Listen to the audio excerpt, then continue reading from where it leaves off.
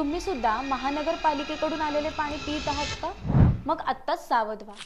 हो, सध्या पुण्याचे पाणी तुमच्या आरोग्यावर बेतू शकते. कारण काय ते सांगते. पण त्याआधी हा व्हिडिओ शेवटपर्यंत पाहण्यासाठी आधी चॅनलला फॉलो करा. त्याचं झालंय असं की पुणे आणि पिंपरी चिंचवड परिसरातील पिण्याच्या पाण्याच्या जलवाहिन्यांमध्ये ड्रेनेजचे पाणी मिसळत असल्याची धक्कादायक माहिती समोर आली आहे. या समस्येवर तोडगा काढण्यासाठी महानगरपालिकेने 20 कोटी रुपयांच्या निधीचे नियोजन केले असले तरी सध्या स्थितीत दूषित पाण्यामुळे नागरिकांचे आरोग्य गंभीर धोक्यात आल्याचे दिसून येत आहे.